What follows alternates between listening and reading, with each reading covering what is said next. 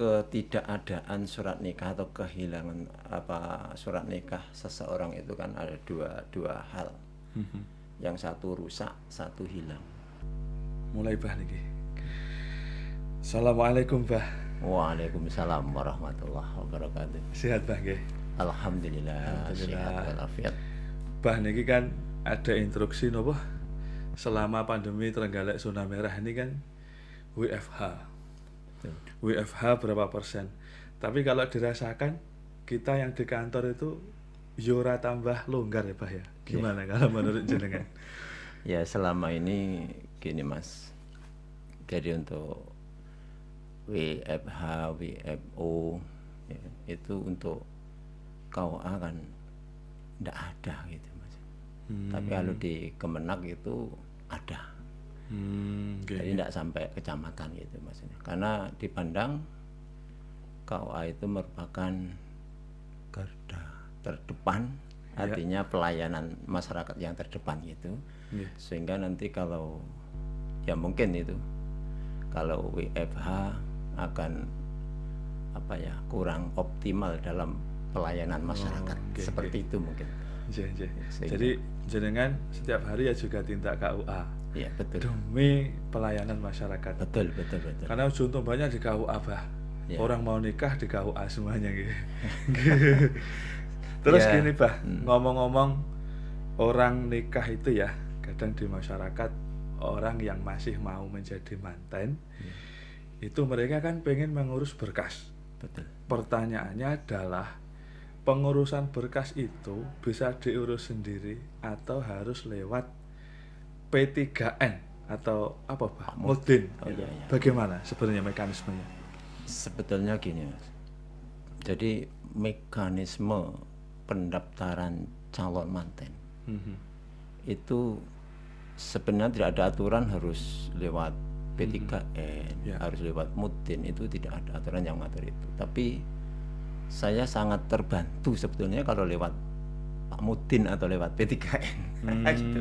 Karena gini, terus terang kami kan tidak tahu persis kondisi manten atau calon manten ya, manten baik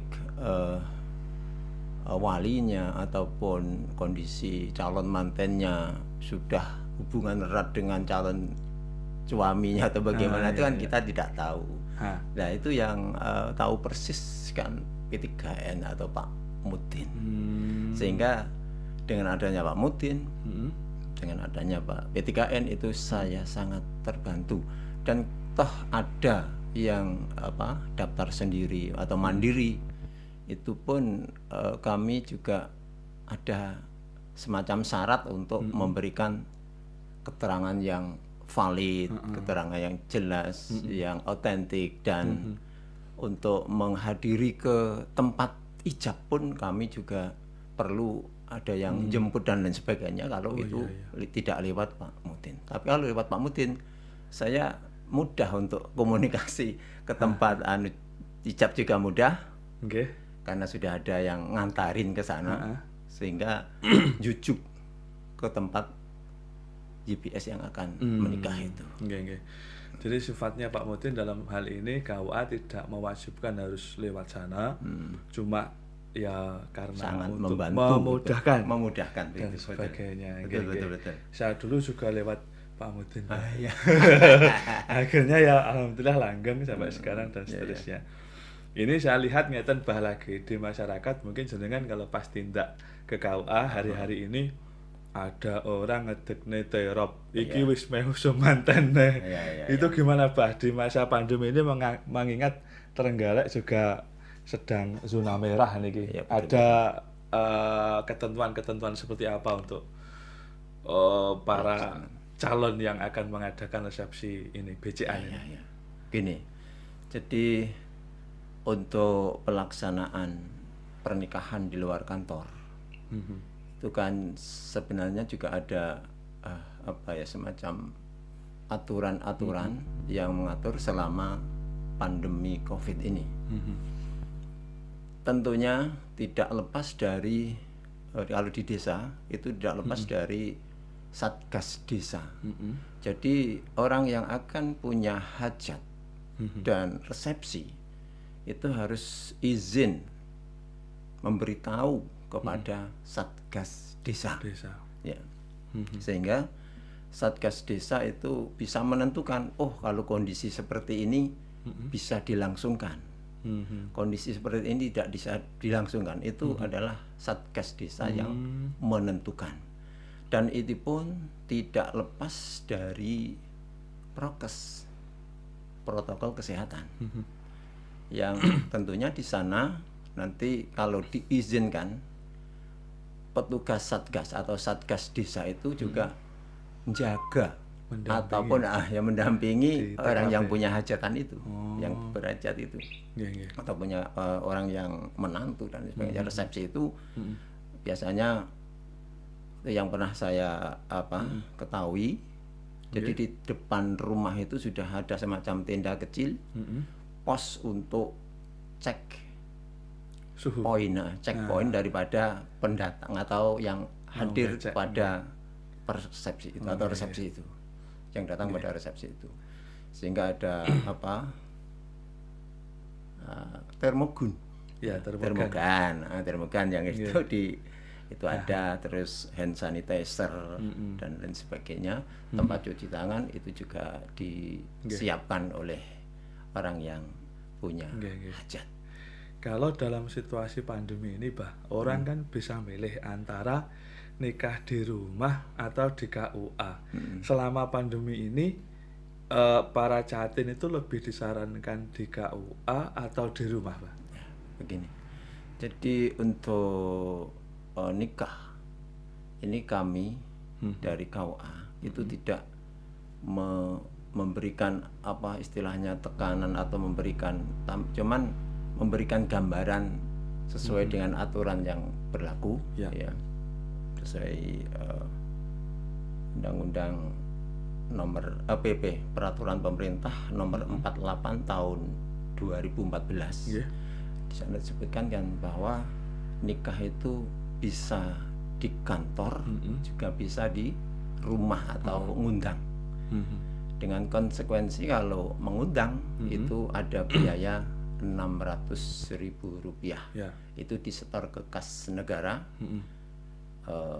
lewat rekening atau lewat BRI ataupun lewat bank persepsi yang ditunjuk oleh Menteri Agama Pusat. Jadi memang nikah di rumah itu ada biayanya Rp600.000 dan itu langsung dikirimkan ke rekening pusat Kementerian Agama. Ini yang perlu kadang masyarakat itu tanya nyapo lek nang omah kok bayar nang KUA, terus lek nang KUA ndak bayar. Bayarnya tidak di KUA loh bukan untuk KUA itu. Jadi memang masuk di kas negara. Dan itu yang membayarkan calonnya sendiri betul, ke bank atau ke pos itu ya, Pak ya. Jadi ini untuk meluruskan, bukan diberikan kepada KUA. Memang gini Mas, saya juga sering dengar, bahkan sering dapat pertanyaan-pertanyaan atau omong-omongan itu, wah Pak Naib kalau semanten gini ya panen ya gitu. Padahal kan tidak seperti itu. Berat itu, Pak. Iya. Jadi asumsi masyarakat itu memang perlu ada klarifikasi, ada pelurusan. Jadi saya sebagai tugas dari KUA itu tidak pernah menerima apapun itu dari orang yang ngundang dan sebagainya itu untuk transport misalnya kan tidak pernah. Itu tidak pernah. Jadi memang asumsi masyarakat atau sebagian masyarakat itu punya asumsi, wah 600.000 itu kan ke KUA itu padahal kan tidak seperti itu. 600.000 itu disetor ke kas negara, rekening milik milik Kementerian Agama Pusat yang disebut dengan PNBP. pendapatan negara bukan pajak. Nah, itu PNBP. Nah, itu. Pendapatan negara bukan pajak. Iya. Jadi orang nikah ndak dipajaki loh, Pak. Oh, enggak. Bukan itu kan, bukan pajak ya. Bukan pajak Okay, ya, tapi itu memang biaya pencatatan pernikahan sesuai dengan PP nomor 48 tahun 2014. Nah, itu. Saya ingat tahun-tahun ini, ada PP atau UU atau apa namanya, kemarin kalau tidak salah ada perubahan Undang-Undang nomor 174 dirubah ke 2019 itu nopo niku, Pak? Ini. Nggih. Jadi itu titik beratnya atau titik fokusnya.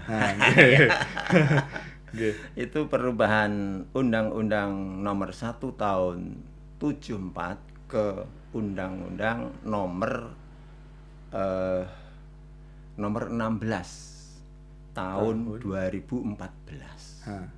Tahun 2019, maaf.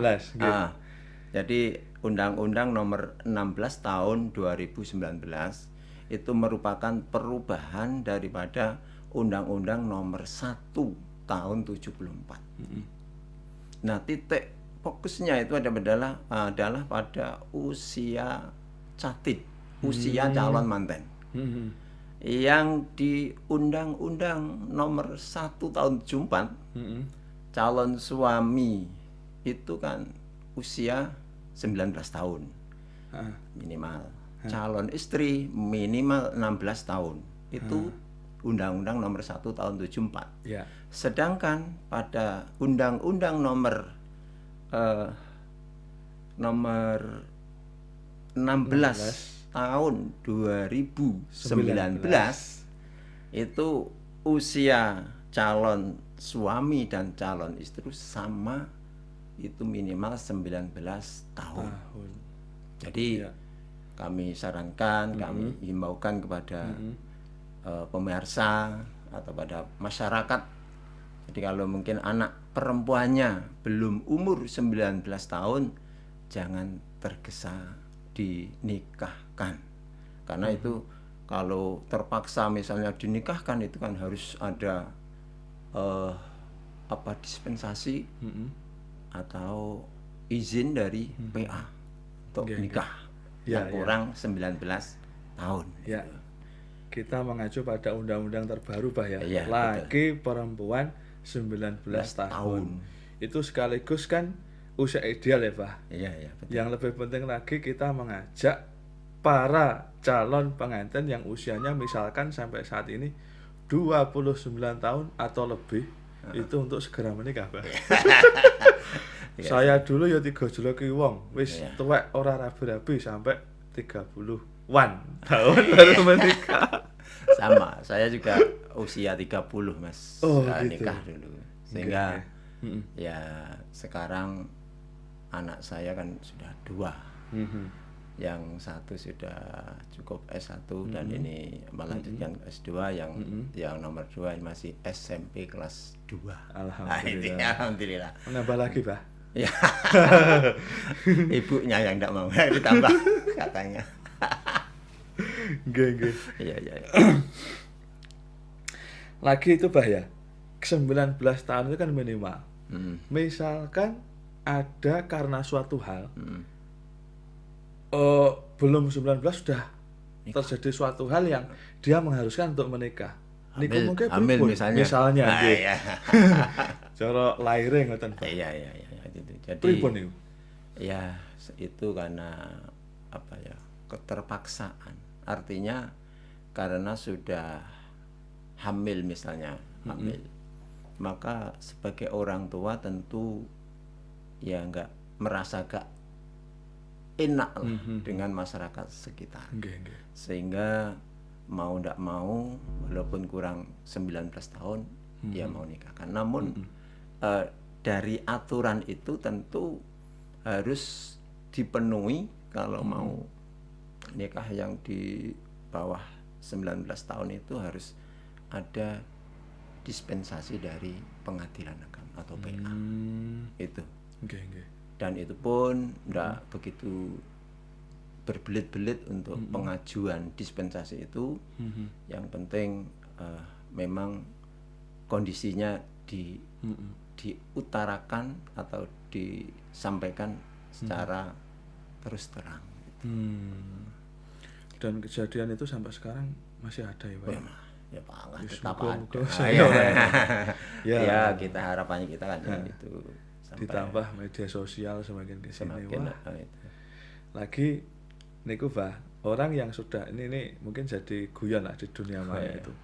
Orang yang kehilangan surat nikah, apakah dia harus menikah lagi? Itu sak tenane pripun, misalkan surat nikah atau buku nikah itu hilang atau karena suatu hal lali nyeleh pas butuh buat apa, wes pokoknya ndak temu wes digoleki, itu mekanismenya seperti apa untuk nyari seperti apa? Jadi ketidakadaan surat nikah atau kehilangan surat nikah seseorang itu kan ada dua hal. Yang satu rusak, satu hilang. Gitu kan? Ada dua macam itu, rusak dan hilang. Nah, kalau rusak itu akan lebih memudahkan mencari duplikat kalau rusak.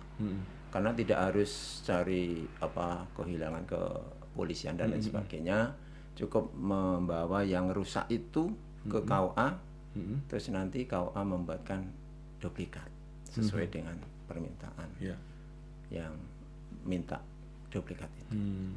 Selanjutnya yang kedua, hilang. Jadi kalau hilang ini juga harus menunjukkan bukti kehilangan. Bukti kehilangannya adalah surat kehilangan dari kepolisian. Dari kalau tingkat kecamatan dari Polsek itu nanti ada surat kehilangan. Yang tentunya sebelum itu prosedurnya ya dari desa. Surat keterangan dari desa untuk mencari duplikat. Terus nanti di KUA dicarikan di register, mungkin dicari nomor dan kapan nikahnya. Lalu dicantumkan di keterangan dari desa tadi, dibawa ke Polsek. Nah, Polsek memproses, jadi ganti surat kehilangan. Nah, nanti YBS yang cari duplikat itu nanti kembali lagi ke KUA untuk dicetakkan atau dibuatkan duplikat. Buku nikah baru. Oh, ngoten. Lain lagi kalau ingin buku nikah baru tadi harus nikah lagi. Itu lain lagi. Buku nikahnya mungkin Mas Heri kalau ingin buku nikah baru ya bisa itu. Ya. Tapi gini Pak, sejauh ini kalau KUA Gandusari ini mungkin pengalaman jenengan Pak. Pernah nggak Pak menikahkan satu laki-laki langsung dua gitu? Belum ya? Belum pernah. Jadi selama saya di Gandusari yang sudah 2 tahun ini, kalau dihitung saya per Januari 2019, sekarang sudah Januari 2021, itu belum pernah menikahkan satu laki-laki langsung dua istri ya. Itu belum pernah. Yaitu di medsos mungkin ada yang semacam itu. Tapi kalau itu terjadi pun sebetulnya juga hal yang ndak aneh gitu sebetulnya. Secara syariat kan biasa saja. Iya, bisa saja. Berarti itu nanti di buku nikahnya istrinya 2 ya? Bukunya 1 terus istrinya 2 gitu. Wah, itu perlu diberi contoh Pak mungkin. Masyarakat. Iya. Ya selama ini memang saya belum pernah melayani itu, Mas. Nggih. Kalau suasana belakangan ini juga Pak, mengingat situasi pandemi seperti ini, kalau pelayanan di KUA sendiri seperti apa sih Pak? Berjalan lancar atau ada kendala macam-macam? Ya. Jadi selama pandemi COVID-19 ini yang sudah hampir 1 tahun, mulai Maret dan ini sudah Januari. Sebenarnya tidak mengurangi minat masyarakat itu kalau memang dia ingin mengawinkan atau menikahkan anaknya juga tetap dijalankan kan seperti itu walaupun pandemi. Cuman teknis untuk masa pandemi ini memang kami sangat membatasi gitu Mas, sangat membatasi.